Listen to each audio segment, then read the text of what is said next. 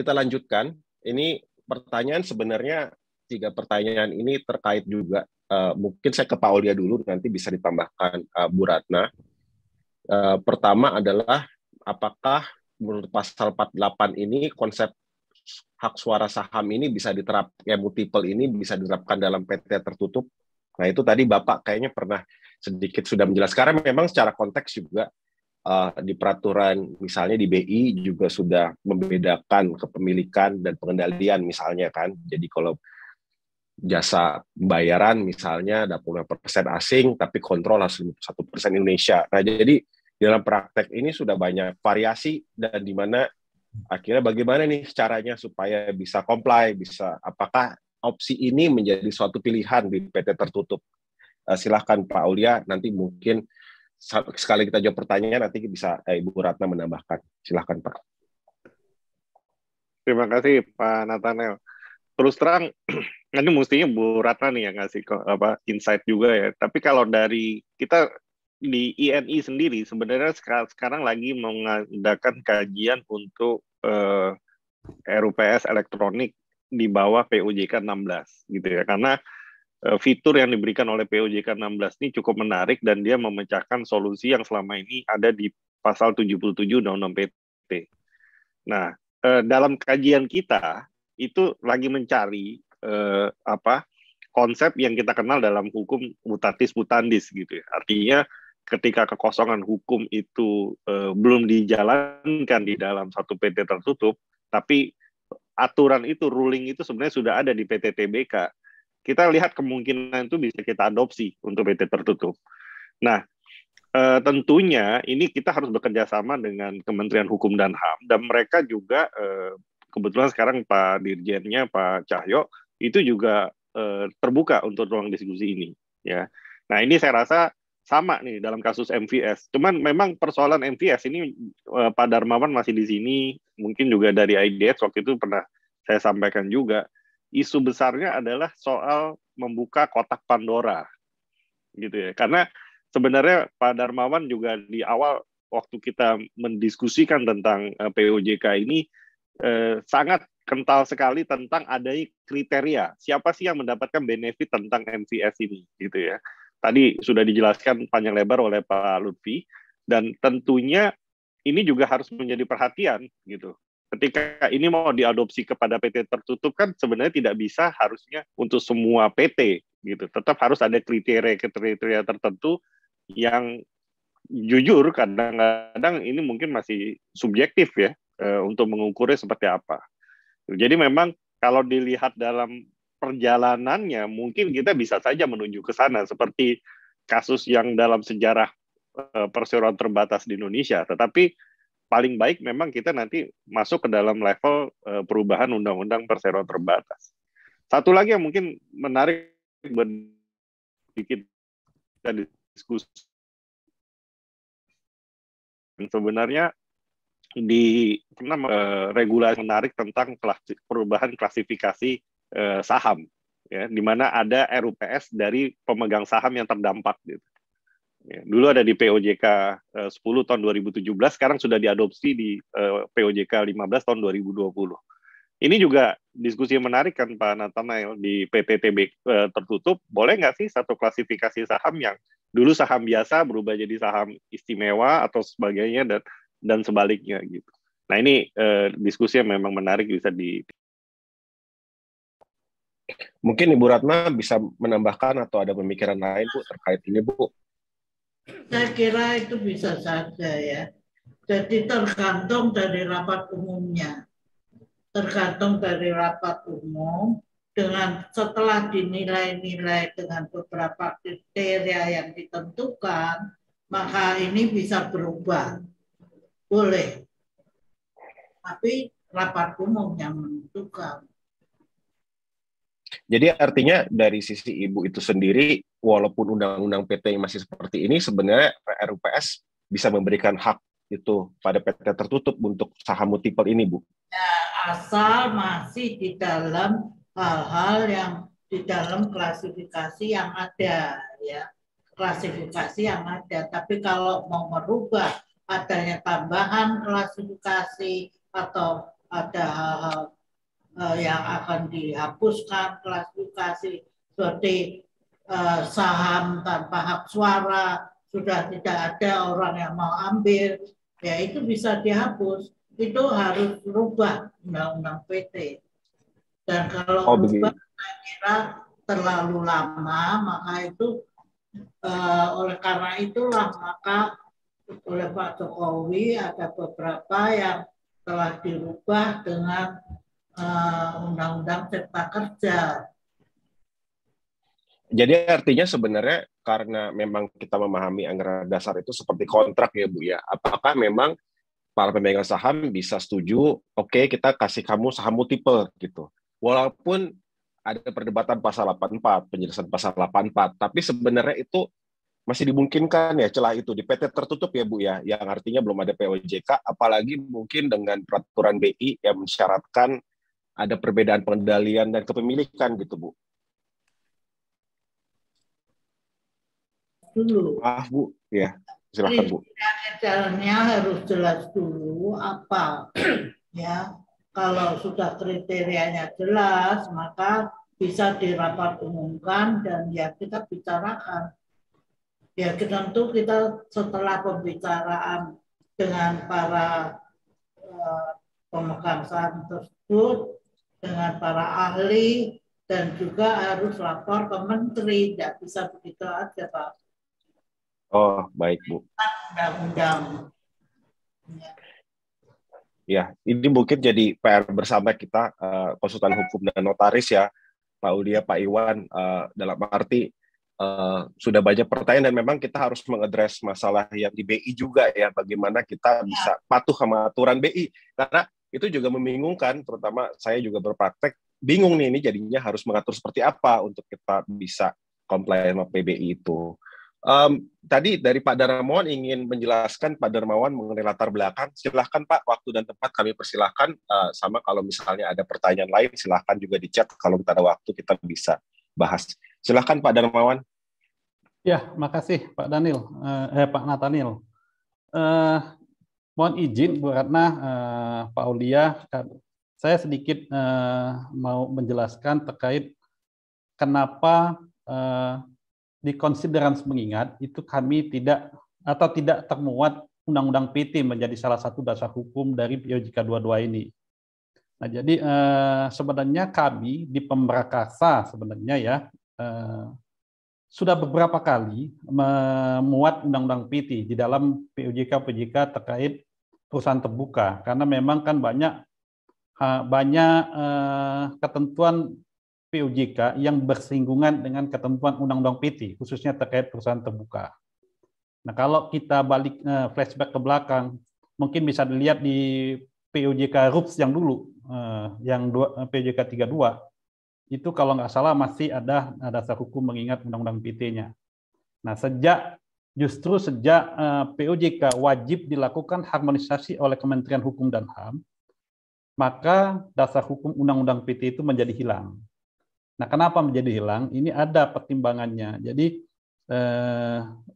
arahan Kementerian Hukum dan HAM bahwa Undang-Undang 12 tahun 2011 tentang tata cara penyusunan peraturan perundangan itu di lampiran berapa saya lupa, itu angka 28 kalau salah. Dasar hukum mengingat itu memuat dasar kewenangan pembentukan peraturan perundangan. Kemudian peraturan perundang-undangan yang memerintahkan pembentukan peraturan perundangan. Saya ingat sekali pada saat dasar hukum Undang-Undang PT itu dihilangkan, saya secara pribadi pernah challenge kenapa itu tidak boleh dilakukan. Karena bukannya dengan pasal 154 itu seharusnya menjadi dasar kewenangan kita mengatur berbeda. Nah, untuk perusahaan terbuka, mengecualikan dari substansi yang diatur di dalam Undang-Undang PT. Nah, namun demikian, kami mendapat jawaban bahwa yang dimaksud dalam pasal 154 itu bukan merupakan dasar kewenangan, tetapi dia hanya memberikan pengecualian pengaturan berbeda. Sehingga dasar kewenangan OJK mengatur itu hanya berdasarkan Undang-Undang OJK dan Undang-Undang Pasar Modal. Nah, dengan alasan itulah, dalam rangka harmonisasi dengan Kementerian Hukum dan HAM, justru Undang-Undang PT itu di take out dari dasar hukum yang kami usulkan harusnya ada. Mungkin itu, mohon izin Bu Ratna penjelasan kami kenapa Undang-Undang PT itu tidak kita muat di dalam dasar hukum mengingat. Terima kasih. Ya, nanti akan saya tanyakan ke perundang-undangan. Iya. Kemudian ada pertanyaan juga ini tentang hak kebendaan. Ada dari Pak Agustinus dan Prof. Dinyo. Yang pertama adalah dari Pak Agustinus. Ini untuk Bu Ratna dan Pak Aulia. Saya gabungkan aja dua pertanyaannya. Apakah MVS masuk kategori hak kebendaan atau hak personal perorangan? Kalau diakui sebagai hak perseorangan, harusnya tidak bisa dialihkan. Bagaimana menurut Bu Ratna dan Pak Aulia? Kemudian Prof. Nindyo berpendapat MPV itu tetap saja hak kebendaan. Itu kan saham, bukan hak perorangan. Sahamnya masuk hak kebendaan, maka bisa menjadi objek jaminan dan bisa dialihkan. Begitu. Ada mungkin jawaban dari Pak Aulia atau Bu Ratna terkait ini, pertanyaan ini?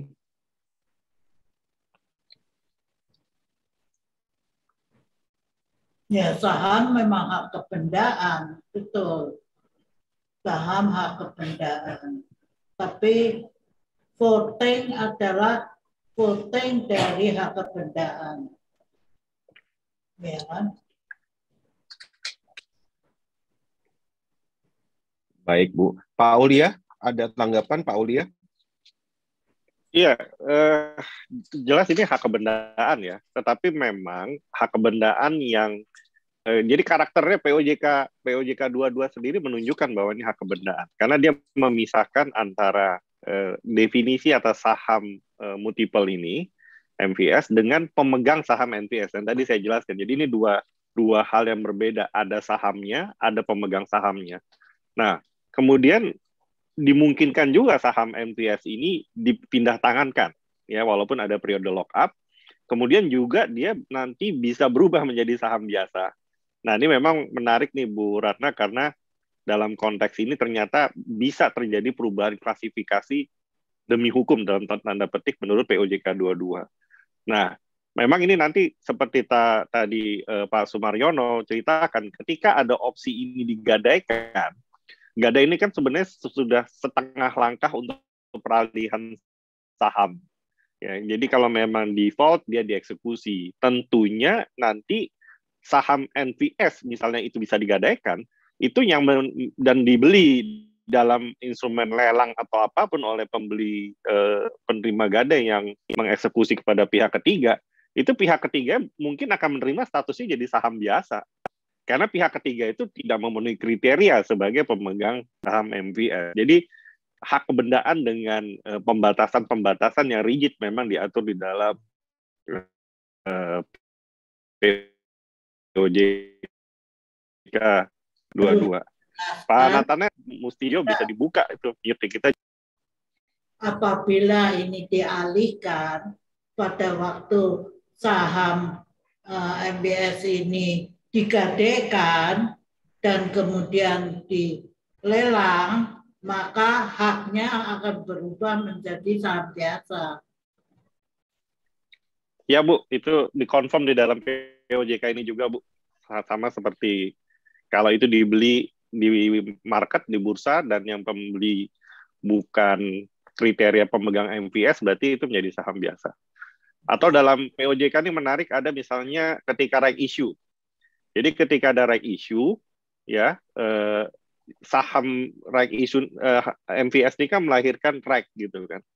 Dan kalau REC ini di-exercise, tidak di-exercise oleh pemegang MVS dan dioper kepada pemegang pihak ketiga, nah pihak ketiga itu akan dapatnya saham biasa. Kira-kira begitu. Ya, betul. Ya. Ada Pak Sumaryono, Opa, ada pendapat atau pertanyaan, silahkan.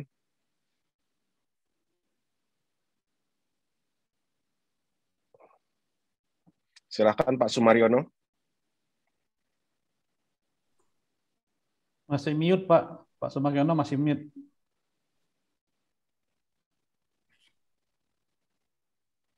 Masih mute, Pak. Tolong dibantu. Di-unmute, Pak. Nah, udah. Boleh diulang, Pak. Udah. Maaf ya. Jadi begini, Silakan, kita Pak. berbicara soal gadai sebagai jaminan itu ada berapa tahap. Saya pemilik, saya menggadaikan. saya pinjam uang. Ini tahap gade sebagai jaminan, belum beralih nih. Seperti Pak Taufani bilang tadi.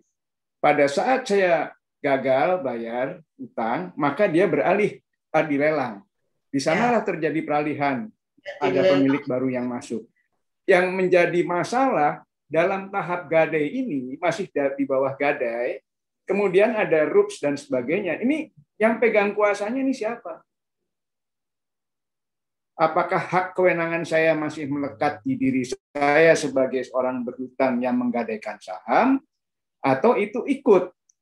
Dalam praktek, Pak Taufani juga paham, biasanya diberikan kuasa kepada kreditur kan Pak untuk bersuara dan sebagainya. Nah, ini kalau begitu boleh atau tidak? Kalau boleh itu kan berarti secara indirectly udah mengalihkan kewenangan saya. Jadi kalau nanti sudah dijual kepada pihak lain karena saya lalai, itu sudah masalahnya sama, itu sudah beralih. Orang yang baru yang memiliki itu tidak mempunyai kualifikasi sebagaimana saya punya hak suara multiple. Tapi selama dalam periode gadai, kalau ada RUPS atau apapun yang perlu menggunakan hak saya sebagai pemegang saham multiple, itu bagaimana? Ini yang jadi masalah sebetulnya. Terima kasih. Terima kasih Pak Sumaryono. Ini kita tidak ada pertanyaan lagi, tapi ada dua pertanyaan tadi yang di-raise Bu Ratna, mungkin juga sekalian untuk penutup kepada Pak Darmawan. Pertama adalah POJK kenapa memakai presentasi, kenapa tidak gamblang saja angka, karena presentasi tidak selalu pas. Kedua, apakah butuh 90% untuk multiple vote itu? Mungkin Pak Darmawan ini dari pertanyaan beliau mungkin bisa diadres, dan karena tidak ada satu pertanyaan lagi dari Pak Tunggul nanti ke Pak Darmawan sekalian saja Pak ya. Ini untuk penutup pertanyaan terakhir. MVS saat ini dimungkinkan untuk emiten yang menggunakan teknologi sebagai inovasi. Apakah ada pertimbangan khusus mengapa MVS ini tidak berlaku juga untuk emiten industri lain? Apakah pembedaan ini dapat dilihat sebagai suatu misal diskriminasi yang non teknologi? Mungkin sekalian 3 pertanyaan itu dan kita bisa tutup. Maaf Pak Aksus Andri karena waktunya terbatas, jadi kita berikan kepada Pak Darmawan. Silakan Pak Darmawan. Ya, terima kasih Pak Nathaniel.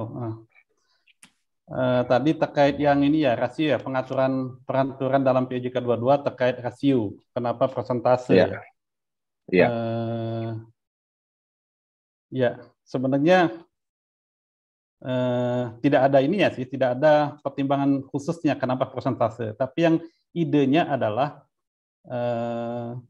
kami untuk mengatur itu supaya lebih fleksibel, tidak setiap perubahan rasio atau multiple-nya itu harus melakukan perubahan anggaran dasar. Jadi itu ide awalnya. Jadi kenapa rasio itu kami bikin tiering. Jadi ada 4 tier di situ, tier 1, tier 2, tier 3, dan tier 4. Pertama pertimbangannya waktu itu adalah untuk supaya tidak harus bolak-balik melakukan perubahan anggaran dasar. Jadi langsung saja ketika karena itu digantungkan kepada kepemilikan saham MPS-nya. Nah, memang waktu itu kebetulan kami yang ngaturnya dalam persentase. Tapi menurut kami ya cukup akurat dengan persentase sebenarnya di persentase dibandingkan dengan modal di setor. Nah, terkait dengan angka-angka yang tidak familiar tadi, yang seperti yang disampaikan oleh Pak Aulia, itu benar sekali ada latar belakangnya, ada filosofinya kenapa angkanya itu. Karena kami memang membatasi hak suara pemegang saham MPS itu maksimal 90% dari seluruh hak suara. Baik yang dia miliki, baik melalui saham MPS-nya maupun saham biasa yang dia miliki. Itu maksimal 90. Sehingga saham biasa yang dimiliki oleh pemegang saham selain pemegang saham MPS itu minimal 10%. Nah, dengan filosofi itu, maka batas atasnya karena kami mengatur untuk batas atas itu adalah 10 kali multiple-nya, maka ketika multiple 10 kali, saham MPS yang boleh dimiliki oleh pemegang saham MPS untuk menciptakan effective voting power-nya paling tinggi 90 adalah 47,6. Kalau lebih dari itu, maka effective voting power-nya akan lebih dari 90. Nah, itu yang kenapa dapat angkanya 47. Begitu juga sebaliknya ke bawah. Karena ada filosofinya saham MVS ini harus mengendalikan. Karena salah satu kondisi sunsetnya adalah ketika para pemegang saham MVS tidak lagi mengendalikan dalam konteks ini kami formatkan dalam peraturan adalah memiliki hak suara lebih dari 50. Itu salah satu kondisi sunset. Ketika hak suara para pemegang MVS ini tidak lebih dari 50, maka saham MVS, dan kondisi ini berlangsung selama paling singkat 6 bulan, maka saham MVS akan berubah menjadi saham biasa. Nah, makanya kita harus ada batas bawah. Ketika dia memiliki 2,44%, itu dia masih memiliki hak suara di atas 50. Kalau di bawah 2,44, hak suaranya itu sudah di bawah 50. Sehingga dia menjadi saham biasa nanti, kalau tidak diperbaiki dalam waktu 6 bulan. Nah, sehingga memang dapatlah angka-angka yang tidak familiar tadi. Nah, itu berubah secara otomatis, tidak harus lagi melakukan perubahan angka dasar, dilihat kepemilikannya pada saat recording date, H-1 sebelum panggilan. Itulah yang menjadi multiple-nya. Ketika H-1 panggilan dia cuma punya 9%, maka dia akan multiple-nya akan 10 kali di dalam rules tersebut. Kalau dia misalnya nanti turun misalnya ke 4,5%, maka multiple-nya nanti akan 20 kali di rules yang tersebut. Jadi memang itu filosofi kenapa dapat angka-angka yang kurang familiar di dalam POJK tersebut. Mungkin demikian Pak Nathaniel. Ada satu terakhir dari Pak Tunggul, kenapa hanya emiten teknologi yang inovasi, kenapa nggak bisa yang lain Pak? Gitu. Ya ini kan sebenarnya ya bertahap ya. Saya nggak tahu nanti ke depannya apakah ini bisa juga diterapkan dengan emiten-emiten industri lain. Tetapi memang pada saat ini kita baru mengatur di sini. Nanti mungkin saja perkembangan ekonomi ke depan bisa saja kita mengatur industri lain. Tetapi ini saja sebenarnya pengaturan ini sudah juga kami mendapat beberapa respon dari pengaturan ini, bagaimana pelindungan publiknya, karena kan dengan multiple ini sebenarnya publik itu seperti hampir bisa dibilang tidak bisa memenangkan dalam huruf itu, walaupun tanpa ini pun sebenarnya demografi pemegang perusahaan terbuka kita hampir semuanya, walaupun masih ada publik yang lebih dari 50, sebenarnya lebih banyak masih dikendalikan oleh para pengendali. Nah, dengan artinya tidak sembarangan OJK akan mengatur mengenai penerapan multiple ini, karena kita tentu saja harus memikirkan perlindungan kepada publik. Ya, bukan, saya tidak bilang bahwa apakah itu tidak mungkin, bisa saja mungkin nanti ke depan kita lihat kondisi ekonominya atau apakah ada hal-hal yang mendukung kebijakan OJK akan ke arah sana atau seperti apa nanti. Tapi kalau sekarang memang kita masih di tahap untuk perusahaan industri yang new economy ini yang memberikan dampak ekonomi kepada negara, kemudian ya memang membutuhkan pengaturan khusus di dalam pasar modal.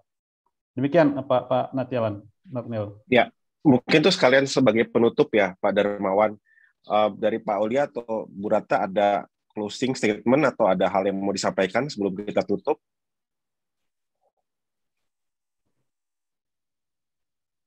Silahkan kalau ada. Terima kasih atas apa yang telah dijelaskan, dan saya kira kita berkelanjutan saja kalau ada hal-hal yang nanti ada perubahan-perubahan dan sebagainya.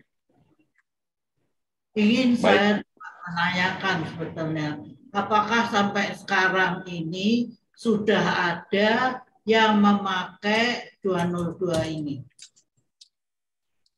Sudah ada perusahaan yang memakai multiple voting sampai saat ini? Apa ada yang pengurus atau panelis? Ya. Hanya. Sudah ada belum? Maksudnya untuk perusahaan terbuka, ya Bu Ratna? Ya, untuk terbuka. Ini kan kita bicara yang terbuka. Ya, kalau perusahaan terbuka yang sudah jadi perusahaan terbuka belum. sepengetahuan saya belum ada yang menerapkan, karena kan peraturan ini juga cukup relatif baru. Tetapi sekarang yang dalam proses penalahan OJK untuk go public itu sudah satu yang akan menerapkan peraturan ini. Tapi belum efektif, masih proses review OJK. Iya. Terima kasih Bu Ratna. Pak Aulia, ada yang mau ditambahkan sebelum kita tutup, Pak? Ya, terima kasih. Jadi sekali lagi bahwa bagi saya sih dengan beberapa diskusi terhadap proses POJK 22 ini diterbitkan, apresiasi sebenarnya terhadap tim yang menyusun, Pak Darmawan, karena memang perumusan persentase itu sebenarnya ketika kita baca pertama kali pasti membingungkan, tapi setelah melihat hitung-hitungannya, saya bilang itu cukup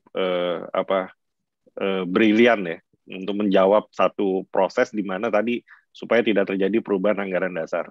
Juga POJK ini masuk beberapa ketentuan yang memang beririsan dengan POJK lain, dan inilah mungkin konsultan hukum pasar modal dan juga kita di sisi notaris harus memperhatikan itu. Misalnya tadi terkait dengan HMTD, non-HMTD, kemudian juga transaksi afiliasi, transaksi material, kemudian perubahan-perubahan ketentuan anggaran dasar yang perlu persetujuan dan sebagainya. Ini memang tentunya akan memodifikasi beberapa proses yang harus dilakukan baik di sisi terutama dari sisi hukum.